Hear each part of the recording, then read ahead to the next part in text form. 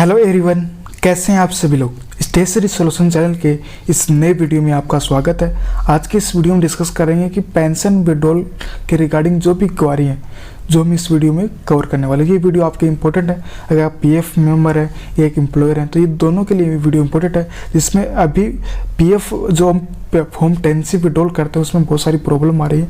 जो पैसा कम आ रहा है, कैसे आ रहा है, ट्रांसफ़र के रिलेटेड जो भी पेंशन का जो भी फॉर्म 10C का अप्लाई कर रहे हैं, जो भी प्रॉब्लम आ रही है वो इस वीडियो में हम कवर करने वाले हैं। तो इस वीडियो में जो हम करेंगे वो फॉर्म 10C विड्रॉल के बारे में करेंगे, जो विड्रॉल कर सकते हैं। तो इसमें जो पॉइंट होगा कि देखिए your contribution service is less than 10 years and more than 6 months then you can apply form 10C।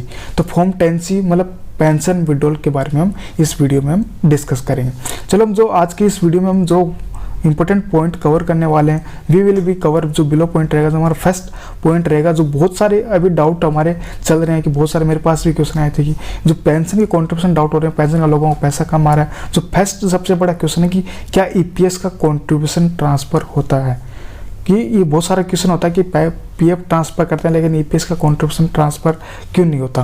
तो इसका मैं आपको जवाब दूंगा कि क्यों नहीं होता। और जो सेकंड इंपॉर्टेंट है कि क्या पीएफ ट्रांसफ़र के बाद हमारा पूरा पेंशन का पैसा मिलेगा क्या। तो ये दो इंपॉर्टेंट पॉइंट है, दोनों का मैं आपको अच्छे से जवाब दूंगा कि इसमें। और जो सेकंड वाला पॉइंट है उसका पूरा एग्जांपल के साथ मैंने तैयार किया, पूरी कैलकुलेशन तैयार की है, जिससे आपको आसानी से समझ में आ जाए। दोस्तों, अगर अभी तक आप हमारे चैनल पर नए हैं और सब्सक्राइब नहीं किया तो सब्सक्राइब जरूर कीजिए और बेल आइकन को जरूर दबाइए, जिससे ऐसे लेटेस्ट अपडेट वीडियो आपको मिलते रहें, जो आप अपने आप को अपडेट रख सको और अपने आप को जागरूक रख सको, जिससे आपका पीएफ का पैसा भी आप अपने बारे में पता चले और क्या चल रहा है पीएफ डिपार्टमेंट तरफ की वो भी आपको पता चलता रहे।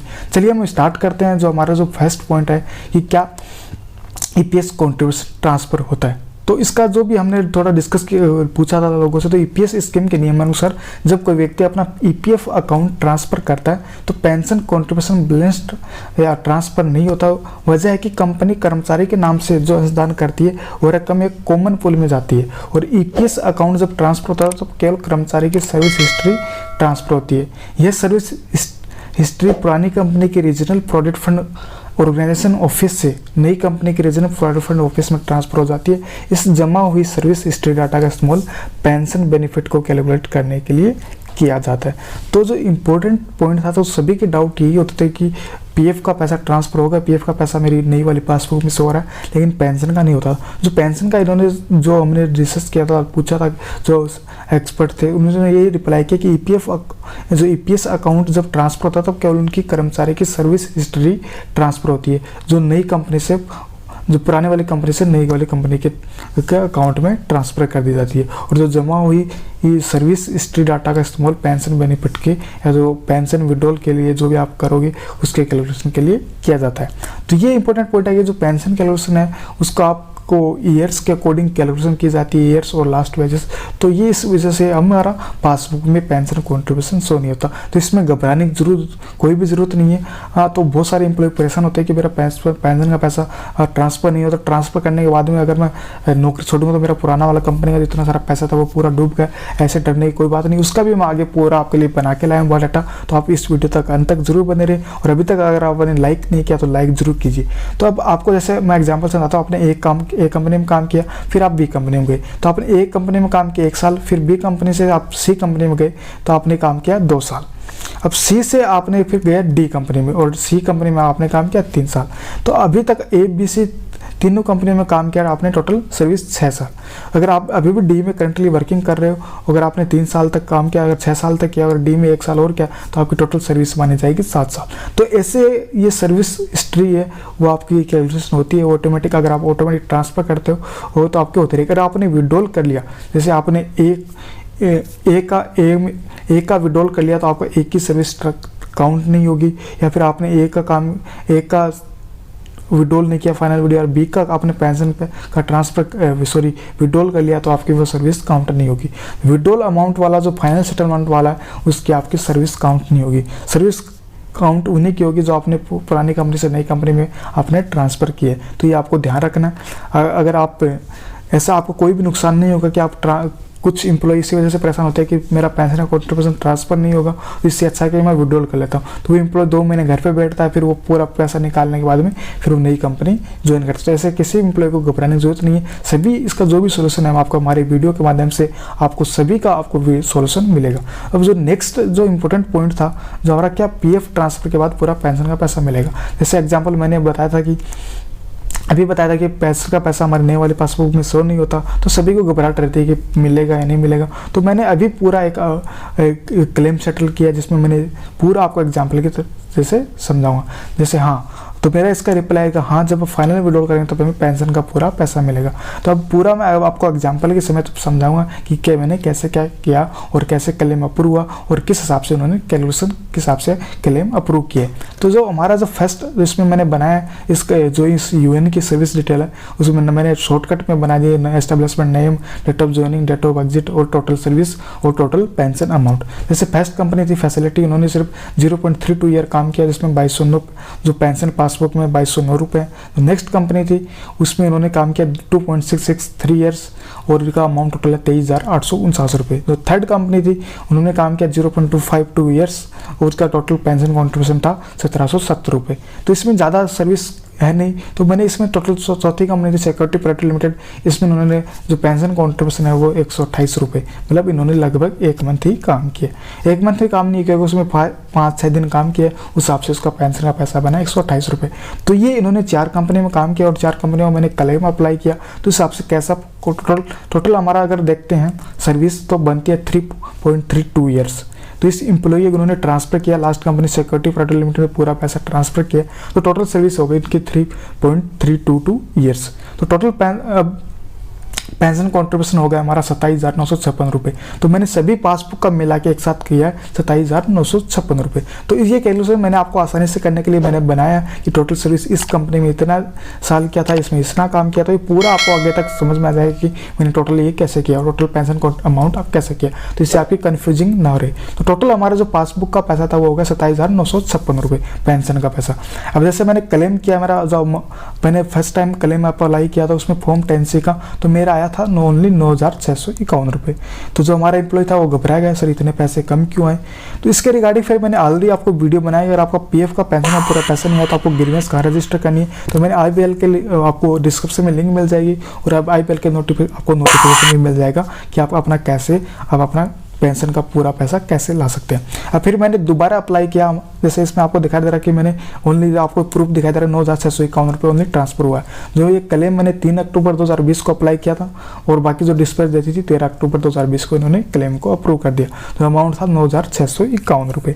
तो ये अमाउंट तो हमारा बहुत कम आया।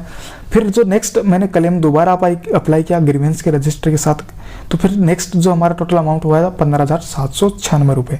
तो इन्होंने जल्दी अप्रूव कर दिया था। आपको इसमें दिखाई दे रहा है कि मैंने क्लेम रिसिप्ट डेट आपको दिखाई दे रहा है कि स्क्रीन पे 15 अक्टूबर 2020 को, और उन्होंने डिस्पैच डेट दिखा दी 19 अक्टूबर 2020 को हमारे अकाउंट में उन्होंने क्रेडिट कर दिया। तो इन्होंने बहुत ही जल्दी मैंने ग्रीवेंस रजिस्टर की थी, उसके साथ इन्होंने 15,796 रुपये भी हमारे अंडर क्रेडिट कर दिए।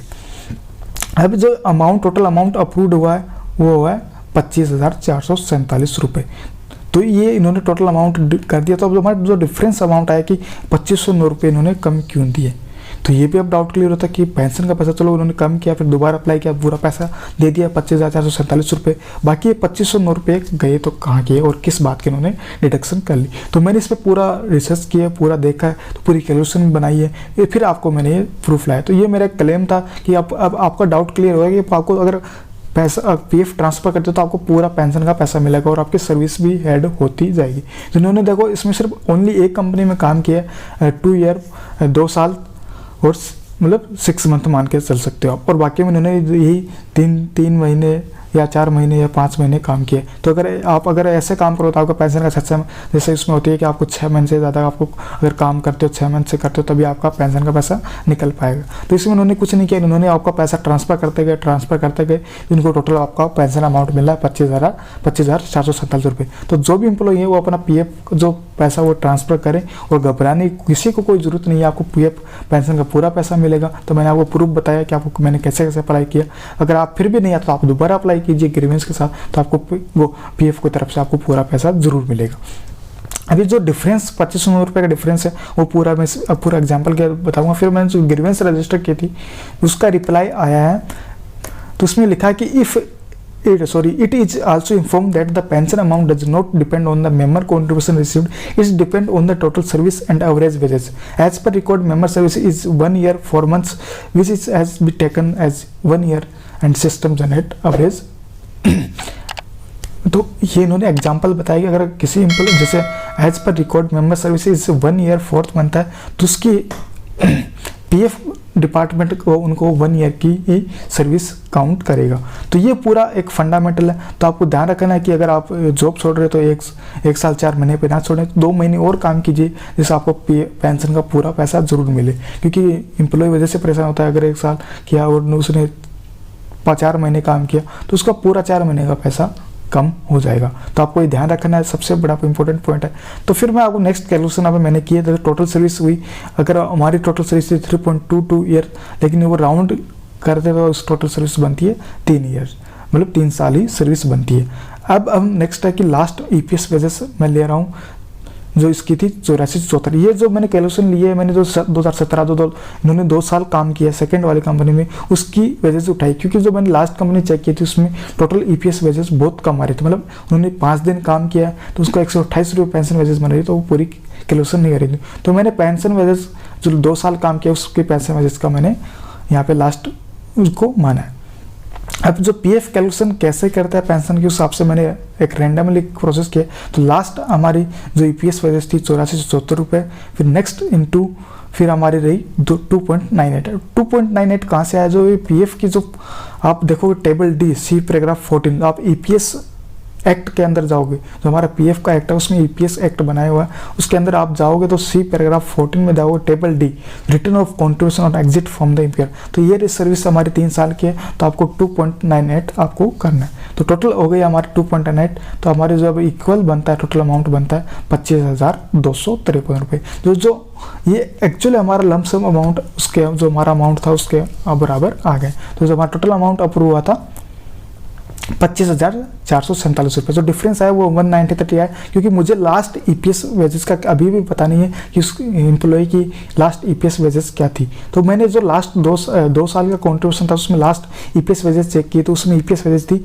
8474 रुपये। तो वो मैंने यहाँ पे चेक की तो अमाउंट उन लमसम उस हिसाब से उन्होंने कैलकुलेशन कर रखा है। तो टोटल अगर ईपीएफ जो पीएफ की कैलकुलेशन देखते हैं तो उसके अंदर बनती है 252-53 रुपये, तो इसमें बनती है 25,470 रुपये, तो 193 रुपये कम है। तो मुझे जब मैंने चेक किया तो उसके अकॉर्डिंग बनती है 8500 रुपये समथिंग आपकी लास्ट ईपीएस कॉन्ट्रीब्यूशन। तो ये कैलकुलेशन पीएफ पेंशन विड्रॉल किए तो आपको आसानी से आपको समझ में आया होगा, तो आप आसानी से अपना चेक कर सकते हो, तो घबराने की जरूरत नहीं है। आप पीएफ ट्रांसफर कीजिए तो आपको अगर पेंशन का पैसा शो नहीं होता, आपको मतलब सर्विस ट्रांसफर हो रही है, और आप अगर कंपनी 10 साल से मतलब 9 साल 6 महीने से पहले छोड़ रहे हो तो आपको पेंशन का पूरा पैसा मिलेगा, चाहे आपने कितनी भी कंपनियों में काम किया हो। तो सर्विस आपके सामने आपको पूरा एग्जाम्पल बताया, आपके सामने पूरा प्रूफ बताए। अगर आपको फिर भी कोई डाउट हो तो आप कॉमेंट करके पूछ सकते हैं। दोस्तों ये वीडियो कैसा लगे जरूर बताइए, और इसको ज़्यादा से ज़्यादा शेयर कीजिए, जिससे एम्प्लॉय जो पीएफ मेंबर हैं वो परेशान ना हो और आसानी से समझ में आए। अगर आप एक पीएफ मेंबर है तो अपने पीएफ मेंबर है जो आपके कलीग हैं या अपने जो भी आपके आसपास हैं जो पीएफ का बारे में पता है और पेंशन का बारे में नहीं पता, तो उनके साथ शेयर कीजिए, और ज़्यादा से ज़्यादा लाइक जरूर कीजिए और कमेंट करके जरूर बताइए आपको ये वीडियो कैसा लगी। तो ऐसे वीडियो के लिए आप हमारे साथ जुड़े रहें, और अगर अभी तक आपने हमारे चैनल को सब्सक्राइब नहीं किया सब्सक्राइब जरूर कीजिए। दोस्तों आज की वीडियो में इतना ही। थैंक यू, धन्यवाद।